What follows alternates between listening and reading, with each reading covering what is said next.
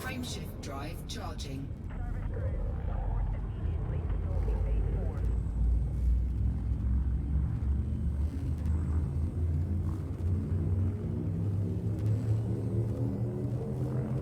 Four, three, two, one.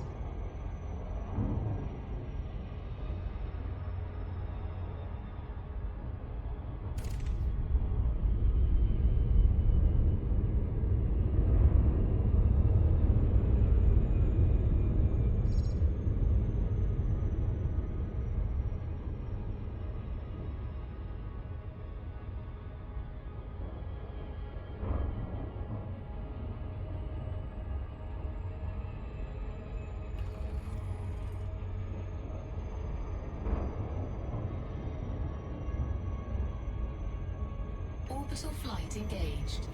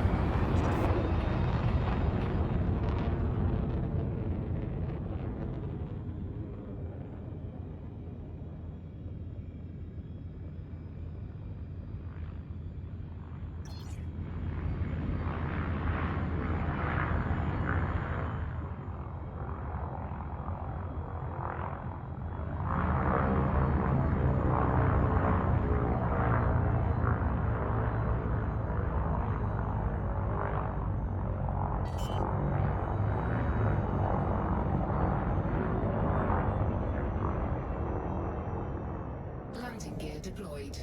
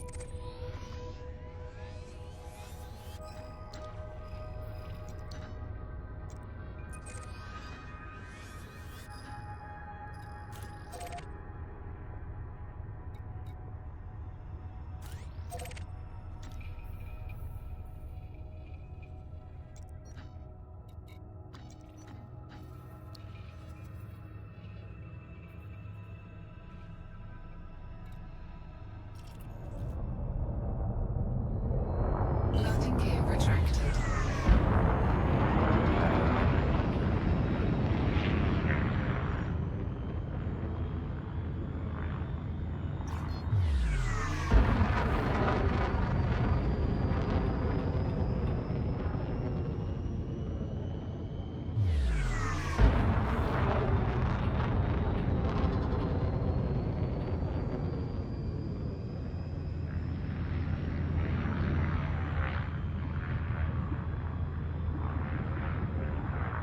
Frameshift drive charging.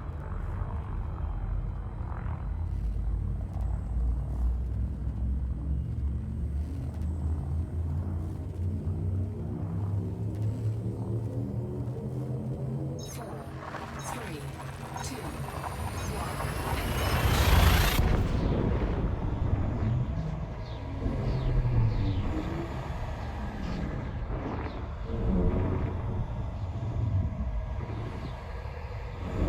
engage.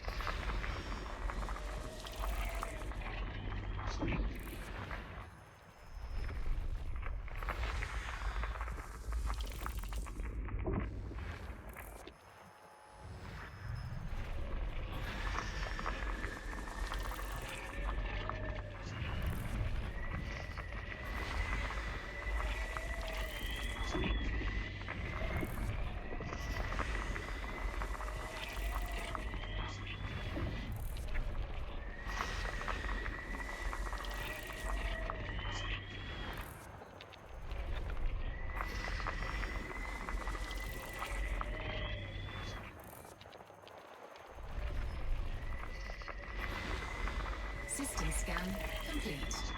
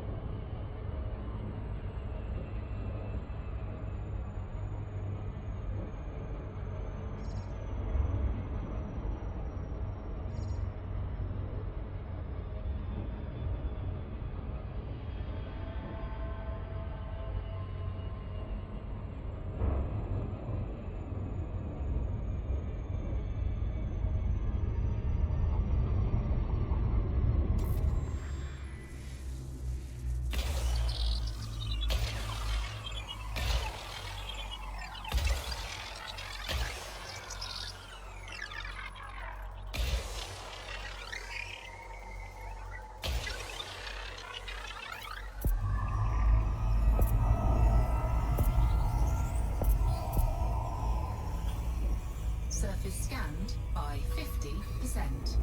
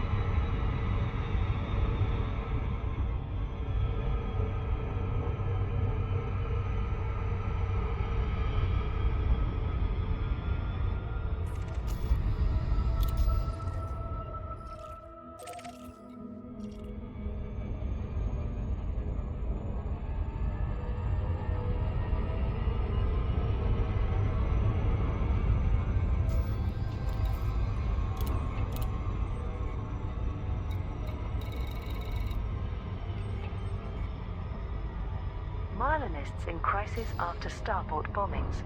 The NMLA's attacks against the Marlinist colonies have caused mass casualties, disruption and political chaos.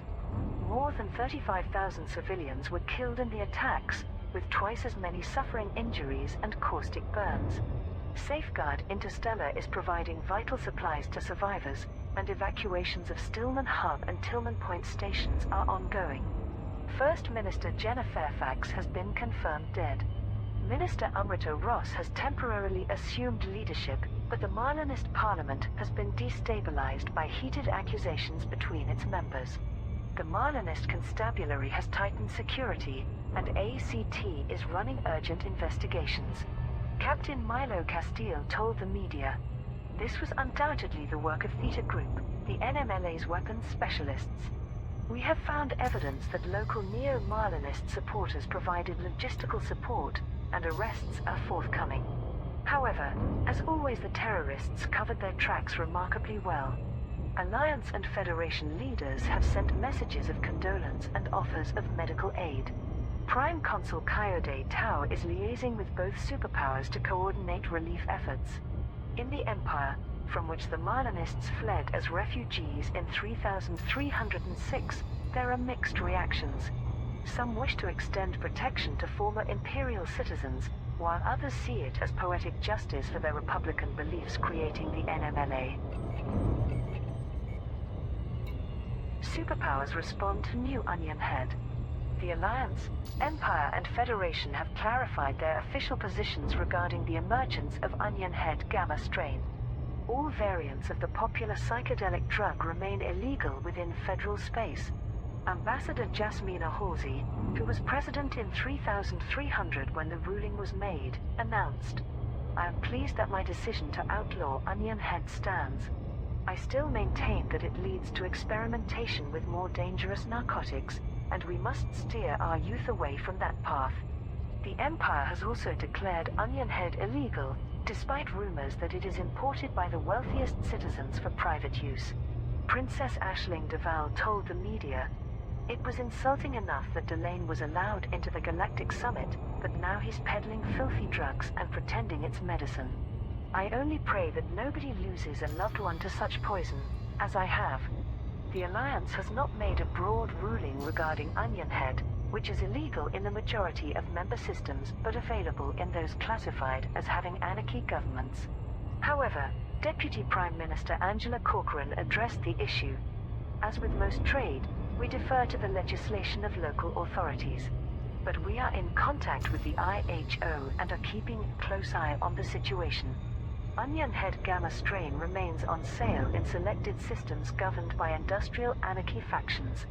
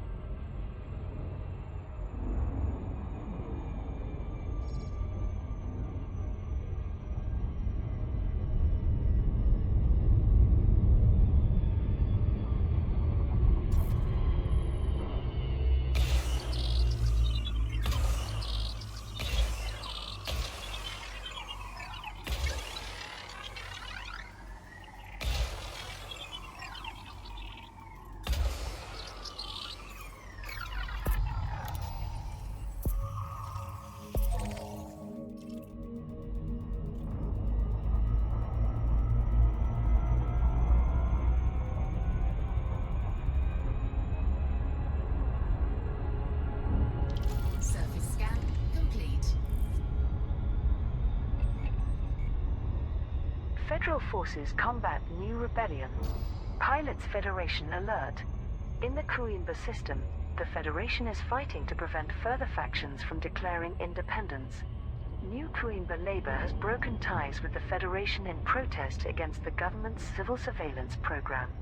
Leadshot Ep for Equality, a local federal faction, has been tasked to degrade the rebelling faction's military strength.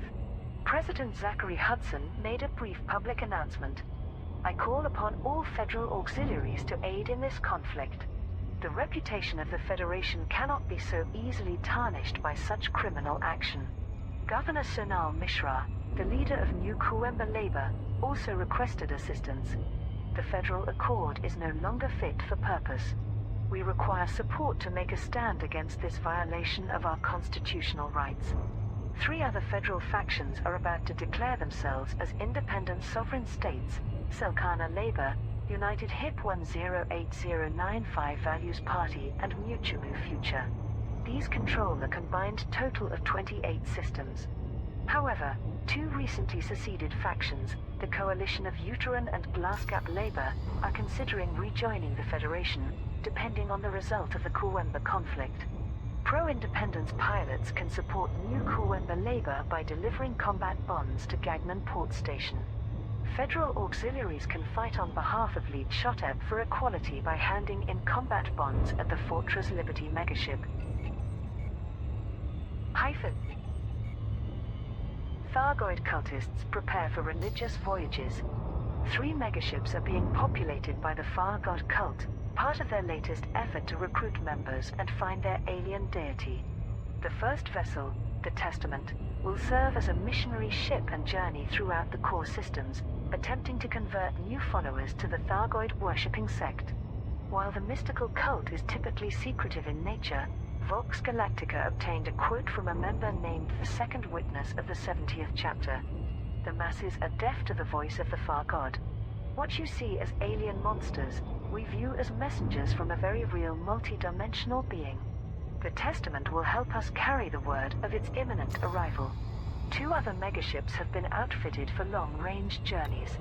The Perdition and the Sacrosanct will carry many thousands of cultists on what they view as a pilgrimage to the Far God. Dr. Alfred Ulyanov, a leading exotheologian and expert on the religion, commented, "This fringe creed, which has survived endless abuse and attacks, has now reached a surprising level of organization. Most of us associate the Thargoids with death and destruction, making it all the more remarkable that these people see only divinity."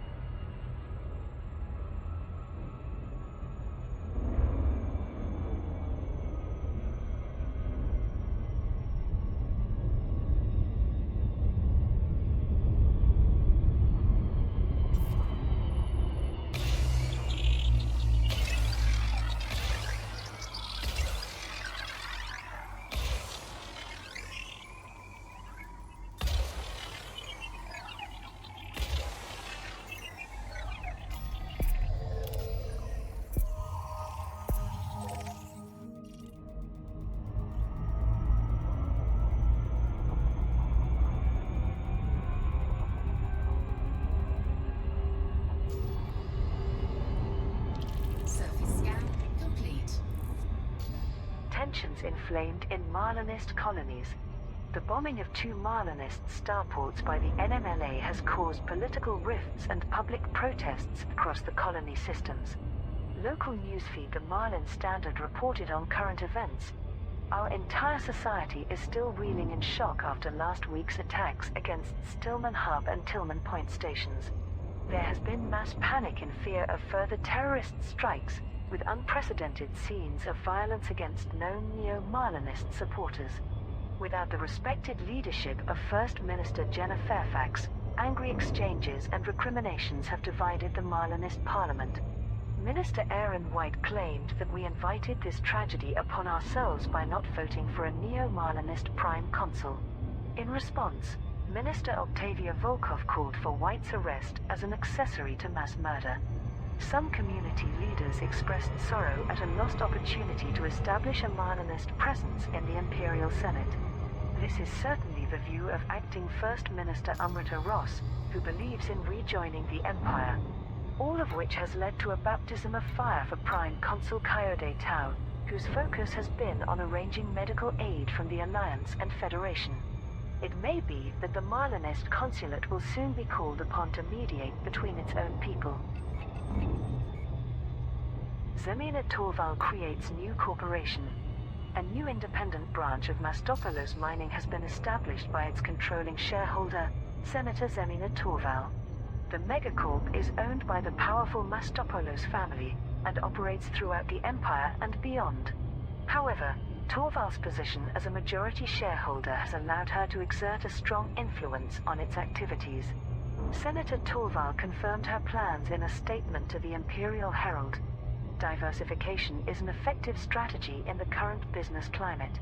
Torval Mastopoulos Mining will have corporate autonomy, while offering the same mining and transportation services to an emergent client base. Marlon Royce, business analyst for Vox Galactica, reported, "The persistent rumors of a rift between Zemina Torval and her cousin, CEO Gabriela Mastopoulos, may now be validated. Insiders report that after decades of working behind the scenes, Torval wishes to provide a more tangible legacy for her own children. Already she has set her sights on a permit-controlled system as the headquarters for this new company.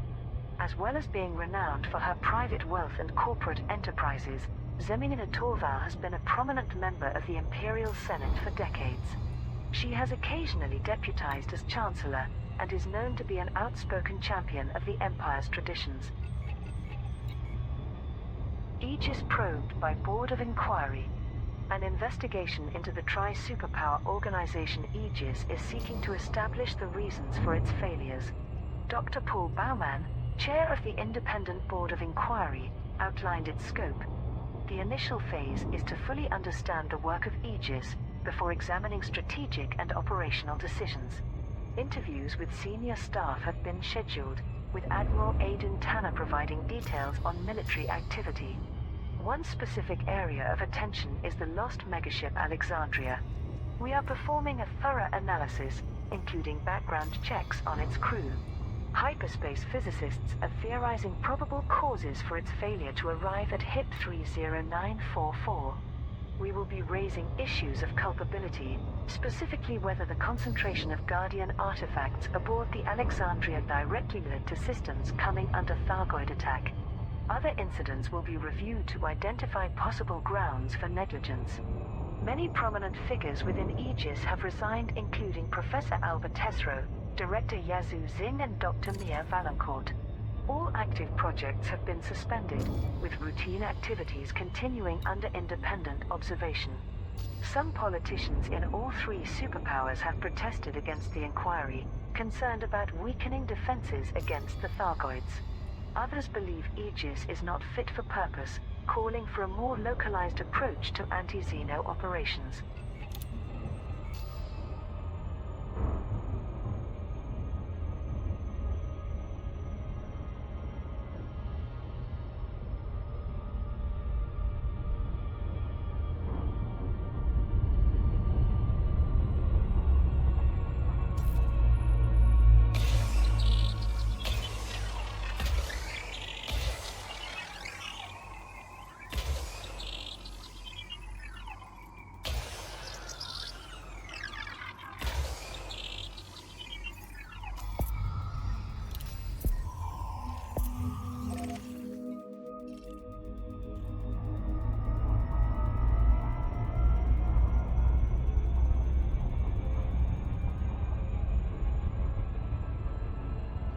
Surface scan complete.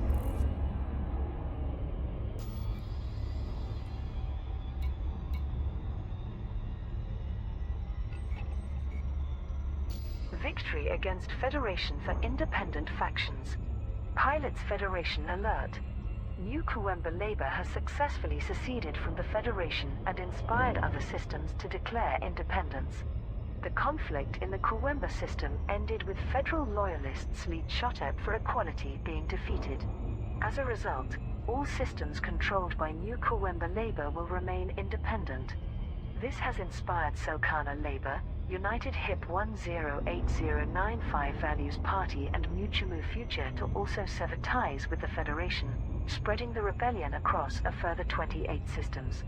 The victory was announced by Governor Sonal Mishra, the leader of New Kawemba Labour. We owe a huge debt to all pilots who helped us secure our freedom.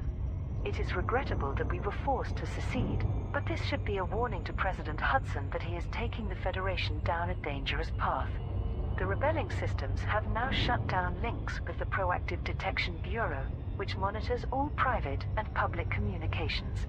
More federal factions are now debating secession as the only way to guarantee their citizens' privacy rights. Pilots who fought for New Kawemba Labour can now claim their rewards from Gagnon Port Station. Leadshot Ep for Equality will reimburse federal auxiliaries at the Fortress Liberty megaship. Marlinist civil war declared. Pilots Federation alert. Conflict has erupted in the Hyades sector ROPB-62 system between two factions of the Marlinist colonies. The exiled Marlinist Assembly of Baltazine has declared war against the Marlinism Reformation Party, which acts as the political wing of the NMLA. Political relations degenerated into open combat following the NMLA's recent attacks, with acting First Minister Amrita Ross's efforts to negotiate a peaceful resolution proving unsuccessful. A new megaship, Freedom's Voice, has entered service. It is acting as the operational base for the forces of the exiled Marlinist Assembly of Baltazine. Supporters of the Marlinism Reformation Party are gathering at the Steel Majesty megaship. This was formerly used by the Neo-Marlinist Order of Madrid to flee from their home system. Minister Octavia Volkov announced in Parliament, Aaron White and his collaborators are directly responsible for tens of thousands of deaths. I will not rest until they are defeated and brought to justice. Minister Aaron White sent this response from his private vessel. Volkov's unlawful strike is a violation of our colony's charter. We call upon all true Marlinists to defend us from this illegal act of aggression. The Alliance, Empire and Federation have informed the Marlinist Consulate that they consider this conflict to be a strictly internal matter. Onion Head legality sparks debate. The introduction of Onion Head gamma strain by the Kumo crew has reignited long-running arguments around the popular psychedelic drug. An interview with Sander LeChance, spokesperson for the Coalition for Legalization, was published by Vox Galactica. I have yet to see evidence that Onion Head is more harmful than common recreational substances. Open-minded people in independent systems are now discovering this for themselves. In response, other newsfeeds featured a range of opinions. Onakana, foppish rogues of the Federation such as Zachary Rackham and Sir Randolph Plaskett may feel comfortable wooing trade tycoons with the outlawed weed, but legalizing low-cost Onion Head would risk the whole empire collapsing into a stupor. The Pegasi Sentinel, the popularity of Helix is steadily growing, and the revenue it generates will undoubtedly benefit those fortunate to live within Archon Delane's dominion. Sold today, imperial hedonists such as Senator Leatrix and Duchess Rounceville may offer such illicit treats at their decadent parties, but bombarding the masses with this cheap narcotic will have the entire Federation chasing unicorns. The Sovereign, tourists from many independent worlds are booking holidays to the Alici, Baraswar, Kishbako, Narstrand and Nokori systems, where the gamma strain of Onion Head is legal. There is no shortage of Alliance citizens following suit, which may pressure the Assembly to formally legislate one way or the other. Hyford's cache reveals